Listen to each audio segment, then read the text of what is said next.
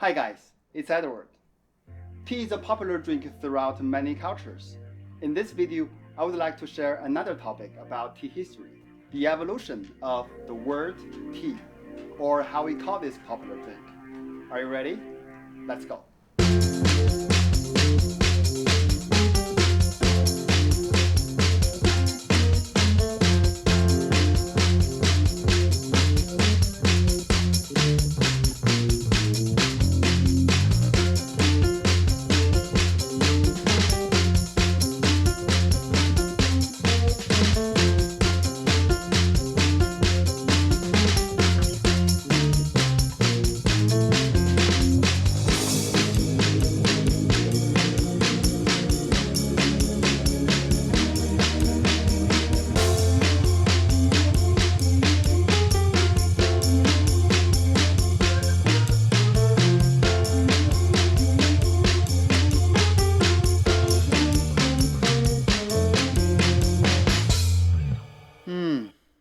This is nice. It's a black tea lover sleep from Sri Lanka. I found this when I was traveling there. 爽. Okay, the evolution of the word tea. Chinese is the mother tongue of the word tea or cha, not only because tea plants originate in China, but also through a long history of using tea. Tea became essential to Chinese people like 5 to 6,000 years ago. Gradually, a set of fundamental norms of tea is developed as the first tea culture there, such as processing, preparing, appreciating, and terminology as well. Now, let's have a look at the evolution of the word tea. In Chinese history, before the Qin dynasty united China in BC 221, the language of the Chinese had not been unified. There was no specific name for tea, although people had been using it for centuries. The way of using tea was mostly raw in the salad or cooking with rice and meat like any other vegetable. I mentioned briefly in the previous video that tu is an old name for tea, but it was commonly used for quite a long time until the Tang dynasty between the 7th and the 10th century. The character tu could mean any vegetable with a white flour or a bitter taste. Tea is just one of many.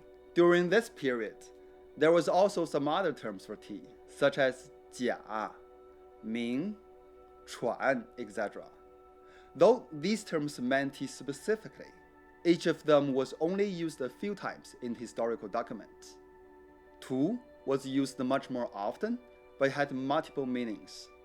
Then it changed in the Tang dynasty, when tea became much more recognized and classified. Lu Yu, a Chinese tea master, wrote the world's very first monograph about tea, the Tea Classics, or in Chinese, Cha Jing. Yes, here came Cha. The writings of Cha and Tu are very similar, except for a bar in the middle. But Cha is very specific in referring to tea. Soon after, the word cha was introduced to Japan together with the magic drink. I mean not only the pronunciation, but also the Chinese writing. As you can see in Japanese, the word cha is exactly the same. Another name for tea in Tang Dynasty was Ming. So what was the difference between Ming and cha? Originally, cha meant last year's leaves, plucked and made in February or March of the current year, while Ming meant newly grown leaves in the spring, made in April or May of the same year. This doesn't make much sense today, but it indicated that Ming referred to a better quality than cha. Since then, people use Ming for infused premium tea liqueur and use cha as a more general term for the plant, the drink, and any beverage made of tea leaves. It doesn't even have to be camellia plant to be called cha now. For example, rooibos. Now, to me, as a Chinese person who speaks the language, Ming appears more often in poems or literature, and cha appears more in business or daily conversation. Later, when tea was exported from China en masse, there were two main routes a couple of centuries ago, by sea and by road. If we look at the map here, to the opposite of Taiwan Island, there lies Fujian province. Through this area, most of the tea was transported by sea, and the local dialect was not pronounced cha, but tei. So most European merchants picked up the southern Fujian dialect and began to use tei as the name for the leaf, such as tea in English or tei as in French. Another route by road was through northern China. People there mostly speak Mandarin, in which the drink is pronounced cha. The name cha was introduced together with the drink to East Asia, later to Middle Asia and part of Europe as well.